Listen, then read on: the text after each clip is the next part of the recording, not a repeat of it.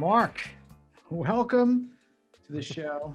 I got to tell you, to the audience that are listening, Mark and I had a very fun conversation, and we were like, let's do it again. Let's get him on the show, and maybe we can bottle that electricity. So, Mark, again, thanks for spending time with us today. Yeah, it was great to be here. Hopefully, it'll be as fun as the prep. Yeah, it was great. I know.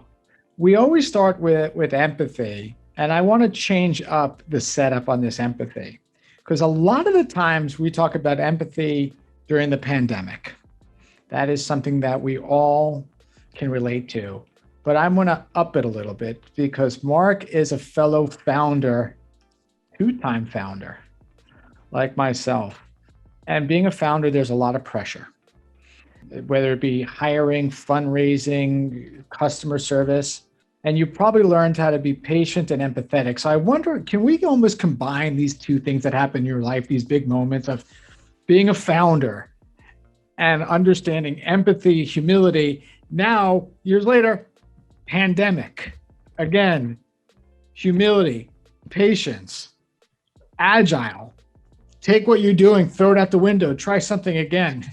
So pick it up wherever you want to go. But I got to tell you, you've seen a lot, my friend. Well, look, it's an interesting one. Yeah, I think founding a company, and I'll throw the other one in there that I guess right off the top that we talked about yesterday, which was this company called Streambase that I was CEO of, MIT founded company, the .com startup. But then also, right about the same time as Streambase, my wife passed away. I became a widow. So you talk about empathy and throwing it all out the window and doing it all at once. I don't know, when suddenly you're, my kids were 6 and 4 at the time. And when you're the, both parents, if you will, to little kids, that kind of put a different light on it too. So I think founding a company has a lot of parallels. It's all about, like, you don't know what the hell you're doing. It's like I had a pretty good idea I could be a father. I had a son and a daughter. I have a son and a daughter, and they're great. They're going off to college, and so I had a feeling I could handle that part, but not as well schooled on being the dad of a girl growing up. So yeah, I think the unknown, the fear, not knowing what you don't know is actually almost the definition of a startup and innovation. I love the Peter Thiel thing that we talked about, 0 to 1 is, that is almost the definition of creation. So that's what I love about being an entrepreneur, but it's also scary at the same time. So the pandemic's been just like that. People don't know how to even get their kids on Zoom, how to teach, how to do education, how to, what it means to their business. One of my favorite podcasts is, in addition to this one, is, how I built that, series, which is all about how businesses have responded. So yeah, there's so many parallels, and I think ultimately, good stuff comes from all of it. So, you bring up some interesting startup memories, where in that startup world, as making this kind of a parallel even to pandemic, is you're always looking for like the new tools to solve the problem. And it's like during the pandemic, you're always like, oh, there's a new whiteboard tool we can use with Zoom. Oh, there's a new plugin. And what I've been thinking about it kind of in this fun rant as we're going to go into this theme of startup is there's probably, and I've seen it, a lot of companies that had a lot of great features that were probably thinking like, Microsoft is never going to do this. Zoom is never going to do this. The amount of iteration and shipping I am seeing from the biggest brands is humbling and scary if you're a startup. Yeah, it's remarkable. I mean, there's a book called The Company of One by a guy named Paul Jarvis. I don't know if you've read or seen that one, which I really love. It's the idea that we're all sort of our own company now. And I think during the pandemic, it's really obviously brought home to everybody. In that context, it's like this whole new generation, I think, of tools that are basically designed. And we, like I had product development at a big, a company that we sell products to big enterprises. But, I think a lot about like building the tools in the small, right? Like for the company of one, the person working at home, and I even think that's the corporate culture now too. Obviously, like all of our offices are transforming. So, you're right. We'll micro even to the extent of like, we had PowerPoint and then Google Slides. We use Google Slides a lot. I'm an addict of Canva, which is an early stage startup, right? Which is yet, like the next generation of thing that's even so much better than Google Slides. So yeah, and they're like what, $1 billion, market cap now or something crazy like that. So yeah, the evolution of the tools, that's what makes, I think, starting up things, like, right, mind blowing, right? Because there's always something. The minute you say, well, nobody's going to displace that, there's like, oh, like, wait, this one's better, forget that. And that's the subscription economy too, right? The world of software it's just a switch of a subscription away that you can create a new $1 billion, unicorn. That I don't miss, as a startup founder is, this is also a little bit pre-Slack or pre-Teams, but investors or friends will send you a link to an article. Did you see this? You're like, of course I saw it. I'm the founder of a company in the sector. I need to know all of this stuff, right? Like, do you ever get those where like you wake up in the morning and everyone's like, did you see this? Did you see? You're like, yeah, like, and you're just like, oh, yes, I saw it. Like, have you said that? I mean, I guess that's, yeah. The other one I get too is, hey, I have an idea. I have the best idea. Nobody's thought about that idea. I always like to tell my kids about the first startup was, it was a company in Cambridge. I'm from Boston. So it was called Commonplaces. And the idea was, it was targeted at colleges and universities. And it was a social networking site that was personalized at the local college level. Guess what? There was another little thing right down the street called Facebook that was starting. And my kids are always like, oh, I wish I had that idea. I'm like, yeah, we had it too. And actually, it wasn't that bad. We raised a lot of money. We went public. We did the whole, but obviously Facebook won. But it's really just that old adage. It's not about the idea at all. It's about the execution, right? All execution. And what is your thoughts? This is going to be a little prickly question, but what are your thoughts? Again, put the founder hat on, the early stage founder, the no money in your bank account founder, like no money bootstrap founder. You get the idea, and then Facebook, Instagram, they just copy it because they have got the mass. I mean, look what's going on right now, whether it be Clubhouse, right? This is the big one that now Facebook is launching audio. LinkedIn's going to do it. I mean, I think it's even harder to win now because of the copy culture and how easy and how good the bigger companies are getting at copying. Mm-hmm. Yeah, there was a great thread on Twitter called "How I Lost $10 Million in 2 years" or something, and it was basically it was the story of a founder, who had the right idea, had the best product. I mean, it's just your point, right? Best technology, best product, launched it, was way ahead, and then one of the big VCs just blew money into a startup, and they were gone in like 2 years, and the painful degradation of that.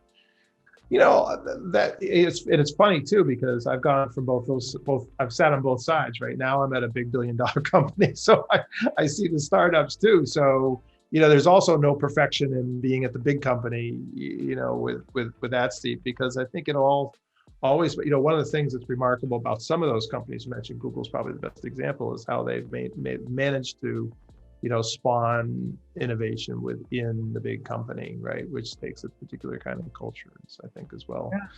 Studied, and that's like we talk about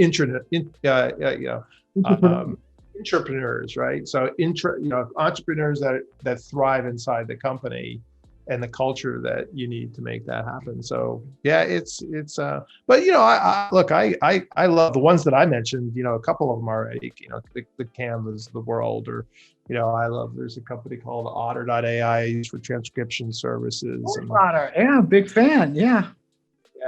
I mean, on and on. I mean, my gosh, Strava and Zwift. I ride my bike, in the pandemic in the winter. I'm in New York. So that was like, oh man, it's getting nice out. I have to go outside. Those virtual worlds in Zwift are so fun. I don't know, there's still a lot of opportunity to outmaneuver the big guys too. So it's really, really cool. Now, tools. One of the things, and we've talked about this, I've moved from San Francisco to Miami, and you live close to the beach. I live close to the beach, it's heaven.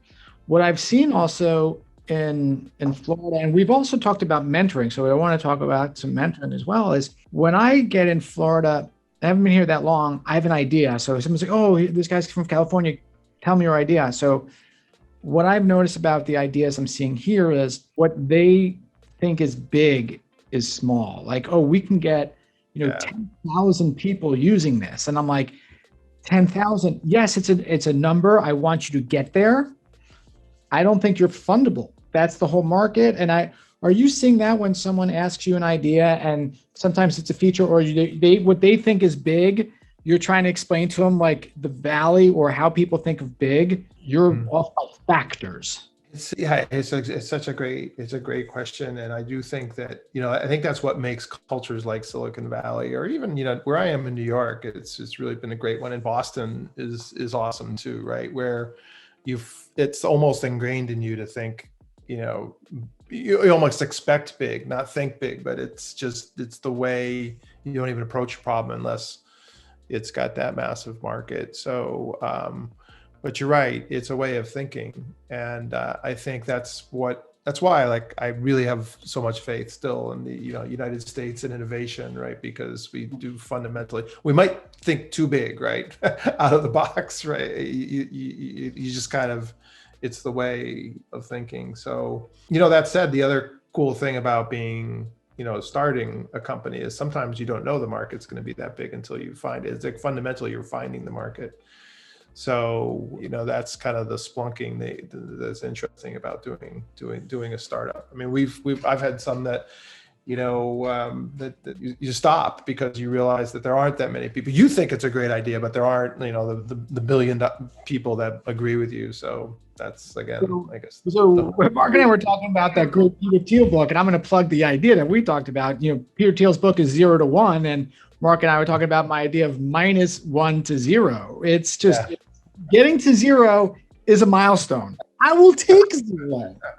I will take the fact that that means a VC is on my cap table. I'm winning, right? Like, to me, the fact that a VC called me back, so many people live in the negative of like, oh God, it didn't work. Whether it be credit card debt or just I haven't slept in a week. I can't sleep on a couch anymore. Ramen. And I meet so many founders that I say, just out of curiosity, Mrs. or Mr. Smith, what's your runway? And they're like, oh, we've got 18 months. I'm like, oh, really? Like, no, it's just me and my co-founder, and we live on the couch. And I'm like, well, there's a difference between lean and starvation. Like, you don't really have 18 months. That's not a company. That's just, you've got the willpower to make it, for 18 months. You're not a company. I love I warned you though, you can't be putting that -1 to 0 on the internet, because I think it's a great book title. Maybe Peter Thiel would sue you over the concept, but no, you look, it's so interesting because I advise a number of companies. My companies I had like Excel, Highland, Bessemer on my boards. And so I look at a lot of companies with them, and getting from -1 to 0 is actually kind of the point where the VCs, at least the A, B round, probably like the BC round, right, will really start to get interesting. And they know the hardest part is the -1 to 0. It's, the idea's there, but they're like, okay, well, show me like one customer, show me the prototype. And a lot of times you get a seed round for that. But there's no hardest part. I think they're all hard parts, but I love thinking about the -1, which is sort of the seed of an idea, to even just proving out a concept, which then can lead you into all the stuff people see in the news. Because if you think about it, and when you went through it, I've went through it, we have that shared spirit. It doesn't make any sense to go down the entrepreneurial route. It is hard. It is painful. Yeah.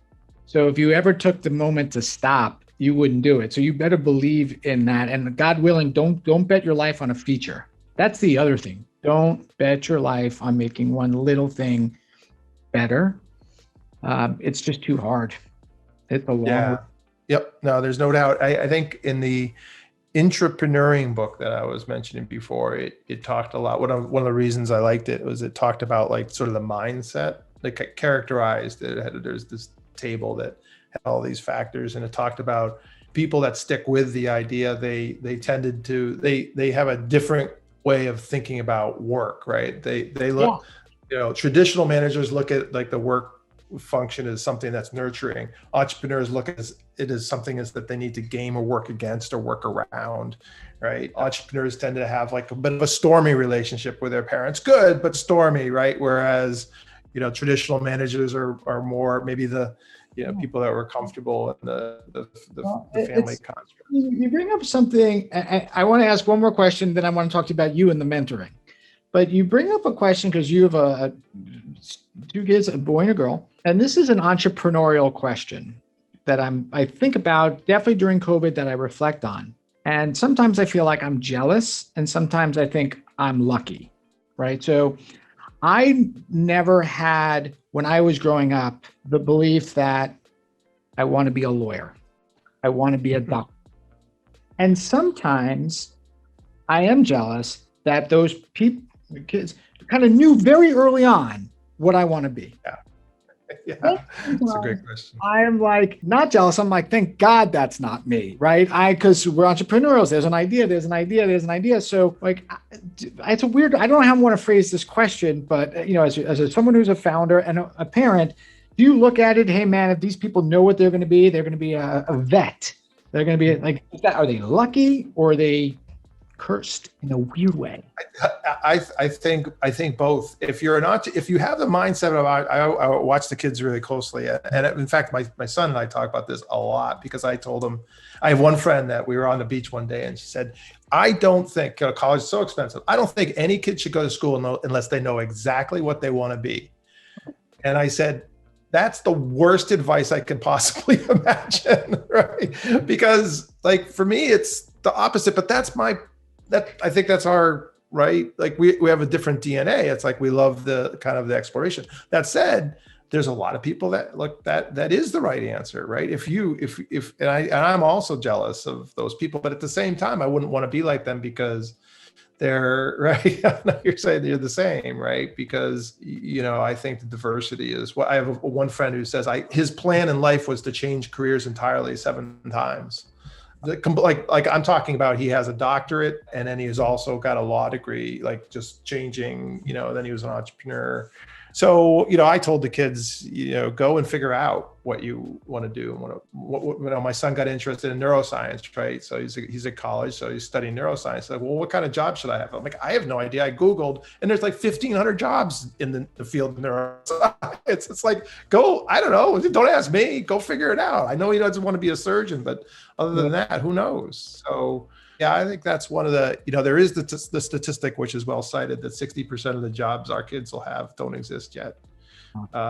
If you take that frame of mind, now obviously lawyers will still exist, but there are just so few jobs that we even know whether or not they'll be automated away. And of course, part of my day job is automating things.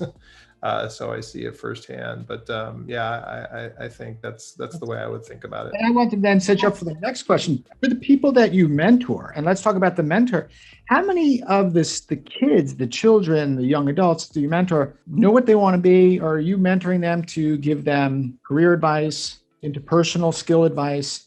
Like walk us. I think that's a really special program that you're part of. I think it's called Cohort 1. Yeah, Data Science for All. Yeah, Correlation One is the company, and we also partner with a group called She Loves Data. We as part of our diversity program at TIBCO, and the Data Science for All one is particularly interesting. It's very the kids. It's hard for them to get in. Right, there's like 10,000 applicants and 1,000 get in, and then there's mentors and and they're learning data science and they learn the math and they learn the project skills, and that's all really good. But my role there is to act like the business person that they need to present to. But the advice usually goes along the lines of like, hey, go out. I actually wrote a blog post about this where I studied one of my favorite data scientists that I work with. Her name's Catalina Herrera, and looked at her career trajectory over 20 years. And she started just by learning a domain. I always said, learn. When I first took over a company, I talked to this head of marketing. I said, give me your one piece of the best marketing advice you had. And he said, don't hire anybody with a marketing degree. I'm like, that sounds wrong. He said that his point was hire somebody that understood the domain that you're marketing to, and those become the best marketers. And I think the same applies for mentoring in something like data science. Is, Catalina's career, her first job was in semiconductors, right? And she learned semiconductor production by applying data science to it. And then she's like, oh, now I'm going to learn a different one. And she's like an expert in energy, so learning the domain and like applying the skills to it is usually the first thing. So I always say, well, it doesn't really matter, the domain, but like pick one and try to apply it and immerse yourself in it. And then also just take your time, right? Everybody wants like the big job out of college, the great, I'm going to like solve world. And it's like, no, it's like Catalina was just like working on little tiny pieces of the problem. And then that grew and grew and grew over time. That's the other one that, I think the patience is important. And then actually, this is why I love doing stuff like this too, is get a network, get a mentor, find people to help you along. And that's why I really love doing these programs. Is actually, I heard the concept on your podcast about reverse mentorship, right? Where, and everybody says, well, I get as much out of it as the kids do, right? But it's really, if you take that seriously, like I learn really seriously as much from them as I think I help with, which is, what's it like to get your first job today? I knew what it was like 25 years ago, but what's it like today? What kind of tools do they use? Where are they really mentoring or finding mentors or finding connections, or how are they networking? What tools are they using? It really is an amazing thing to do. And I just do it really for fun, and not so much just for fun. It's kind of my way, it's what it's all about. I think it's really awesome. Yeah, it's what's so interesting when we talk about the reverse mentoring is it's when we give our time, our gold dust. I think we are listening for their pains and trying to help them. Sometimes they can articulate, sometimes they can't, sometimes we have to force them. I think when I look at my reverse mentoring moments, they have been moments of unexpected learning in a weird way, because I'm not going to maybe that my mentee to ask them a question, but in understanding how they work through their process, or they figured out a hack. And I'm like, oh my God. I'm like, then I feel old, because I'm like, oh my God. Like I feel like our parents, there used to be a nickel to get a Coca-Cola, or like I used to have to write on carbon paper. And like when you hear how this next generation solves problems, and their thought process, like I learn from them different, whether it's communication tools, different ways of thinking. Yeah, the huge one for me lately, Darren, is diversity, right? Like every big company has a diversity program, including ours, and it's awesome. But it's not until so the Data Science for All one is focused on Black, Latinx women, also veterans, and the unconscious bias you have. Here we are. We're two white guys who are talking, right? It really is eye-opening to work with these guys, both in terms of their, a generational difference, but just their way of looking at things and hearing them explain how they're trying to explain things to me. It's like I'm the one that really should be, trying harder to listen and to learn their point of view, and so. I think even the UK has a program where they actually use mentorship programs as a sort of unconscious bias and diversity training mechanism, right? And I think that's, I think more programs could be, as opposed to sort of like the, setting goals and saying the right things, actually really getting down and digging in. That's when it kind of comes out. We can spend hours together. I want to spend just a little bit more time. I want to hear, is there anything you want to talk about that you're working on, that the company's doing that you're proud of? Like, this is still a forum for us to amplify. So we'd love to share maybe things that, I guess I would only say, tied to all this is data science. I think it's, the work inside and outside work is about that. But, it's again, something we share, which is, I think what the interesting thing is how it's the intersection between humanity and, in the case of AI and data science and ML, is something that, we work on a lot. So yeah, I write a lot about it. I guess the only thing I would leave is to follow some people that are doing AI and ML. I find a lot of the reason I'm actually become more vocal during COVID times about it is that there's so much fear, just like with the pandemic itself, so much fear of robotics and automation and AI and ML. And I think it's quite frankly exactly the opposite. It's the most awesome tool. It's kind of like you're alive in the Renaissance and somebody invented the paintbrush. but most people look at it as, oh my gosh, my job's going to get replaced. I think it's really quite the opposite if you learn more about it and engage. And there's great, there's podcasts like this one. There's some really great ones about AI science and these tech ones, how I built this. I mean, that's one of the things that I'm trying to contribute to a little bit, both with my work, but also just doing things like this. So that's the last thing I would use that. We're going to be doing that. Send me the link so we can promote it. Like, we'll definitely share that on our LinkedIn page. And we'll push it. And I'll be in New York at some point, and we're going to grab a cocktail without a doubt. All right. Yeah, we'll do it on the beach and we'll talk some more. Yeah. So this was a real treat. I want to thank you for spending not just today, but other days with me. And we have a lot of fun on LinkedIn as well. So I want to appreciate you. And I learned a lot. Thanks for being part of the community. You're the exact person we'd like to be with, someone who's empathetic, humble, kind, and just likes to give back. So we're going to be okay. So thank you. I agree. It was great. Thanks a lot for having me. And we are sponsored by Pandio. They're doing some cool stuff with ML, and we thank all of the support that we get from Pandio.